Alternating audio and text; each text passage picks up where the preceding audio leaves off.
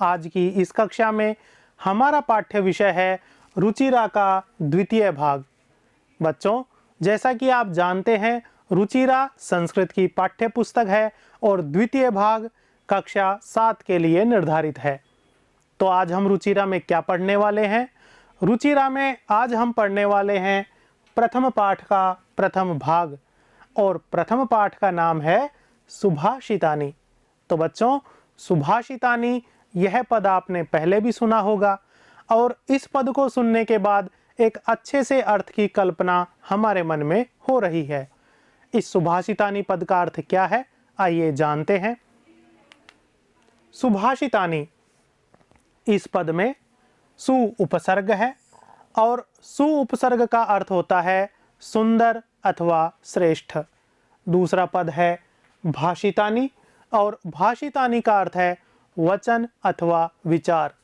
तो बच्चों, सुभाषितानी पद का क्या अर्थ हुआ? सुभाषितानी पद का अर्थ हुआ सुंदर वचन अथवा अच्छे वचन या श्रेष्ठ विचार।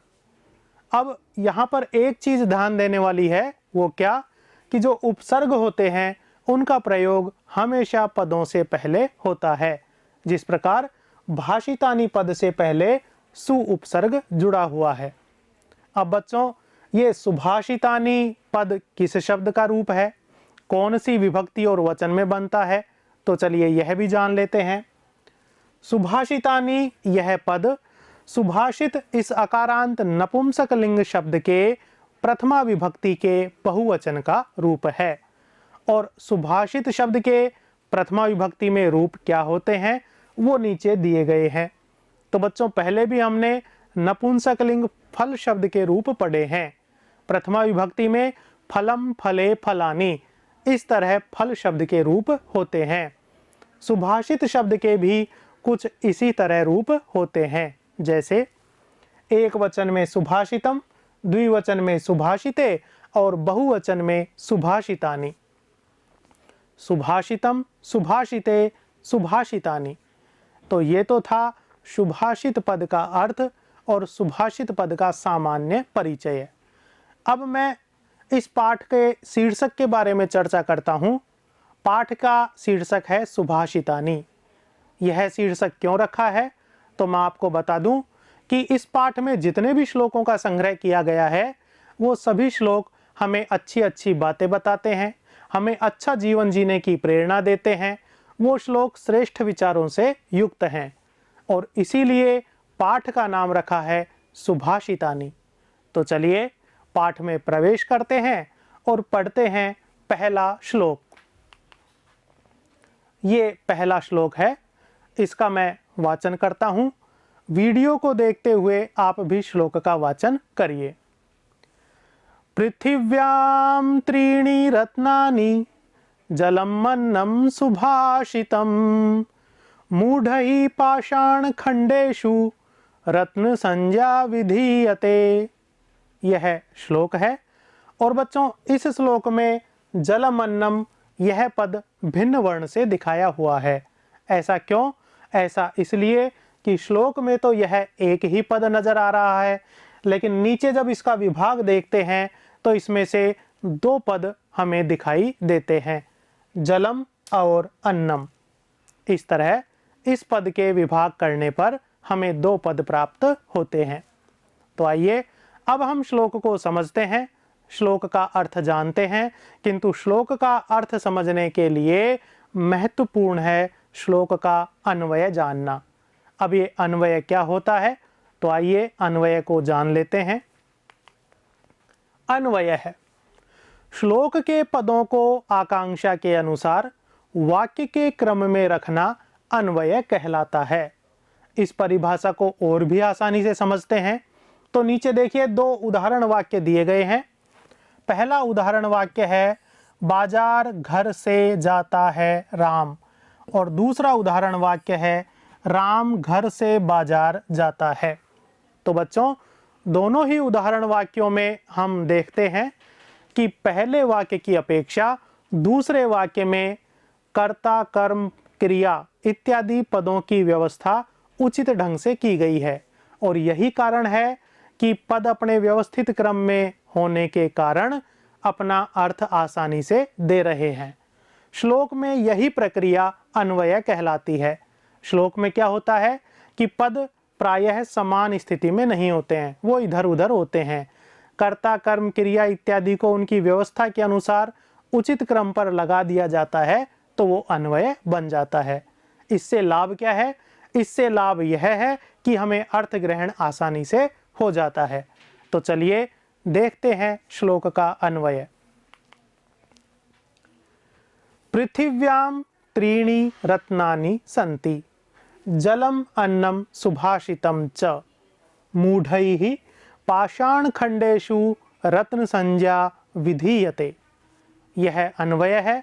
और बच्चों, इस अन्वय में संति और च ये दो पद कोष्ठक में दिए गए हैं। इन दोनों पदों को हम श्लोक में तो नहीं देखते हैं, फिर ये अन्वय में कहाँ से आ गए?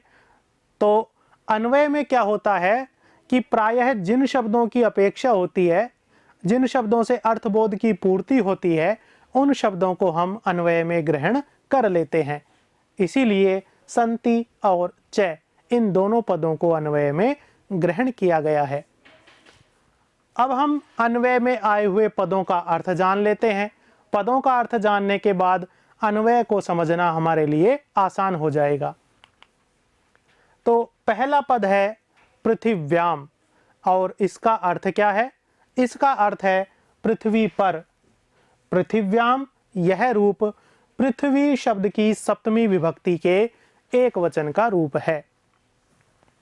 त्रीणि, इसका अर्थ है तीन, तीन की संख्या, और त्रीणि रूप त्रि शब्द की प्रथमा विभक्ति के बहुवचन का रूप है। रत्नानि, इसका अर्थ है मूंगा, मोती, पन्ना इत्यादि बहुमूल्य पदार्थ। अब ये मूंगा, मोती, पन्ना क्या होते हैं? तो बच्चों, आपने अंगूठियों के ऊपर अनेक रंग के पाषाण खंड जड़े हुए देखे हैं। वो सफ़ेद, नीले, हरे इत्यादि अनेक वर्ण के होते हैं। उन्हीं में मूंगा, मोती, पन्ना इत्यादि बहुमूल्य पदार्थ होते हैं। इन्हें हम क्या कहते हैं? इन्हें हम रत्न कहते हैं। और रत्नानि यह रूप रत्न शब्द की प्रथमा विभक्ति के बहुवचन में बनता है। मूढ़ैः, इसका अर्थ है मूर्खों के द्वारा, और यह रूप मूढ़ शब्द की तृतीय विभक्ति के बहुवचन में बनता है। पाषाण खंडेषु, इसका अर्थ है पत्थर के टुकड़ों में, और यह रूप पाषाण खंड शब्द की सप्तमी विभक्ति के बहुवचन का रूप है। रत्न संज्ञा, रत्न संज्ञा का अर्थ है रत्न का नाम, और संज्ञा पद का विशेष अर्थ है नाम। विधीयते, यह क्रियापद है। लट लकार अर्थात वर्तमान काल की क्रिया का बोध कराता है, और इसका अर्थ है किया अथवा समझा जाता है। तो ये थे पदार्थ। अब पदार्थों के जानने के बाद हम करते हैं श्लोक का सरलार्थ। तो एक बार फिर से हम अन्वय देखते हैं। पृथिव्याम अर्थात पृथ्वी पर, त्रीणि तीन, रत्नानि रत्न अर्थात बहुमूल्य पदार्थ, संति हैं। पृथ्वी पर तीन बहुमूल्य पदार्थ हैं। कौन कौन से हैं? जलम, अन्नम, सुभाषितम च। जलम अर्थात जल जो हम पीते हैं, अन्नम अर्थात भोजन जो हम खाते हैं, और सुभाषितम च अर्थात अच्छे वचन, श्रेष्ठ विचार जिनको हम सुनकर या पढ़कर ग्रहण करते हैं। दूसरा वाक्य है मूढ़ैः, मूर्ख व्यक्तियों के द्वारा, पाषाण खंडेषु पत्थर के टुकड़ों में, रत्न संज्ञा रत्न का नाम, विधीयते किया जाता है। क्या अर्थ है इसका? कि जो मूर्ख व्यक्ति होते हैं वे पत्थर के टुकड़ों को रत्न कहते हैं। तो यह श्लोक हमें क्या बताता है? यह श्लोक हमें बताता है कि मूर्ख व्यक्ति जहां पत्थर के टुकड़ों को रत्न कहते हैं, वहीं बुद्धिमान व्यक्तियों की दृष्टि में पृथ्वी पर तीन ही रत्न हैं, जल, अन्न और सुभाषित। तो हमें इन तीनों ही अमूल्य रत्नों को सम्मान पूर्वक ग्रहण करना चाहिए। यह इस श्लोक का भाव है। और बच्चों, परीक्षा में जब भावार्थ पूछता है तो हमें वो संस्कृत में लिखना होता है। तो आइए देखते हैं श्लोक का भावार्थ।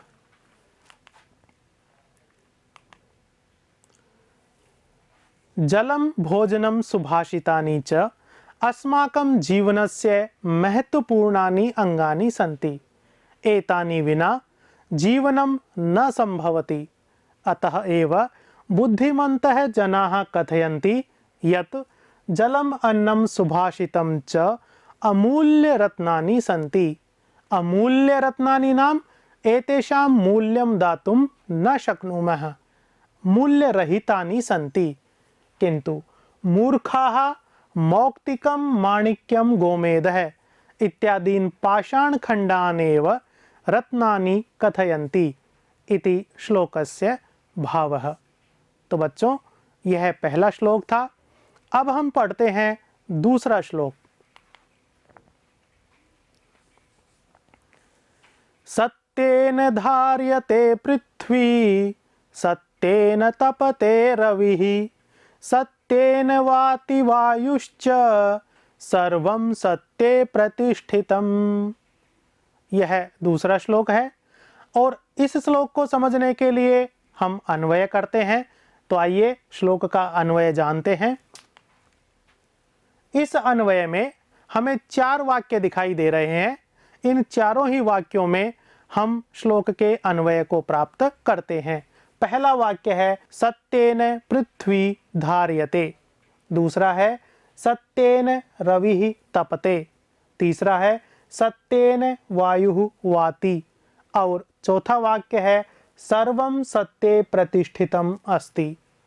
अन्वय को समझने के लिए हमें जरूरत होगी पदों के अर्थ की। तो आइए जान लेते हैं पदों का अर्थ।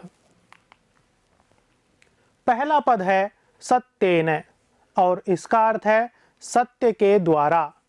सत्येन यह रूप सत्य शब्द की तृतीय विभक्ति के एक वचन का रूप है।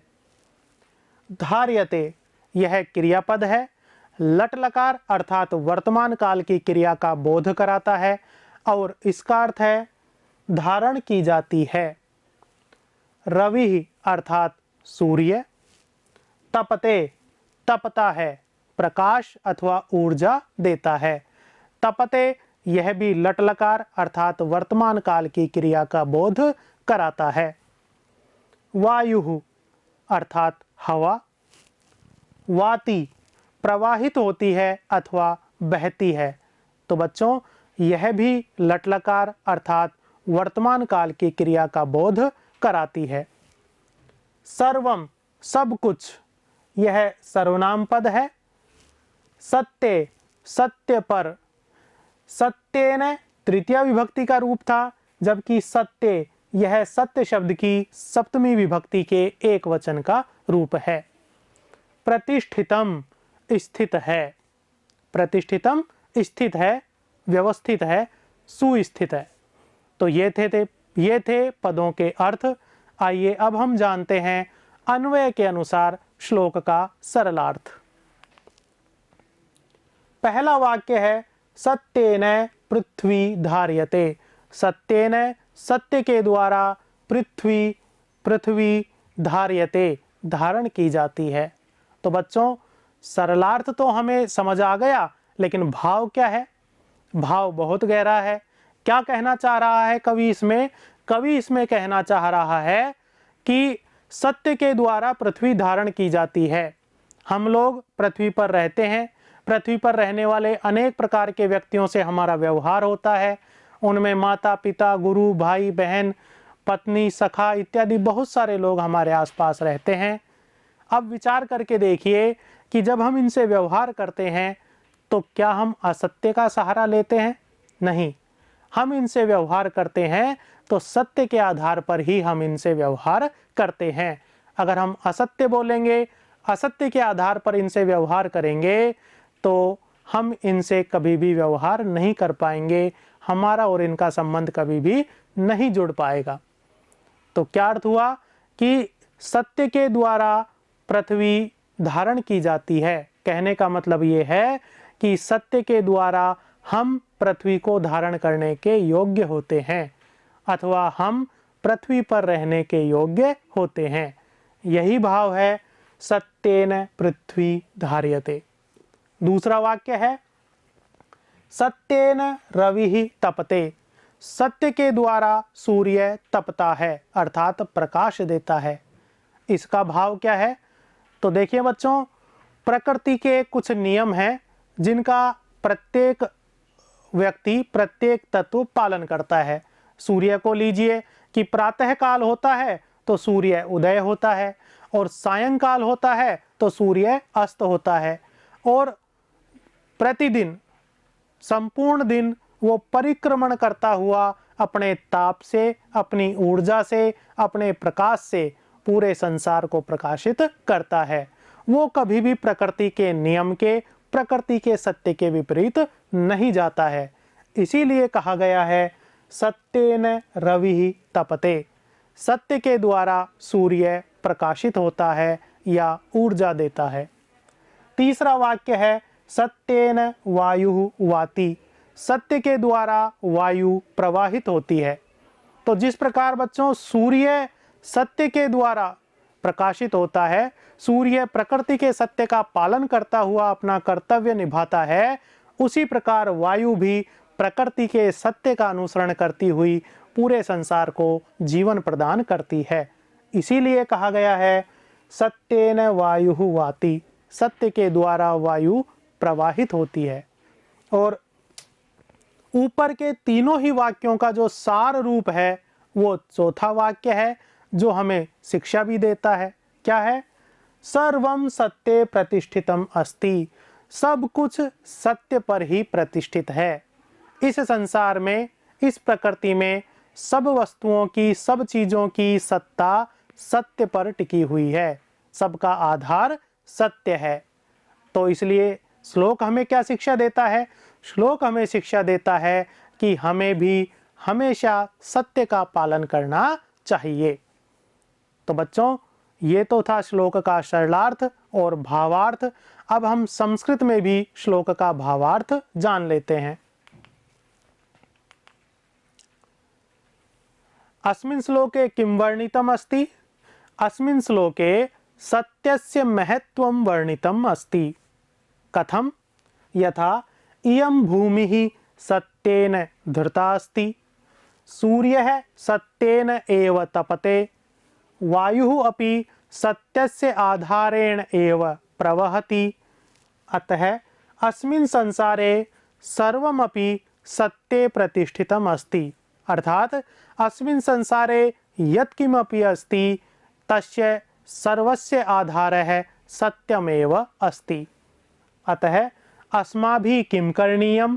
अस्माभिः सर्वदा सत्यस्य पालनं कर्तव्यम्। किं करणीयम्? सत्यस्य पालनं कर्तव्यम् इति श्लोकस्य भावः। तो बच्चों, इस भाग में हमने पहले और दूसरे श्लोक का अध्ययन कर लिया है। अगले भाग में फिर मिलेंगे। नमस्कार।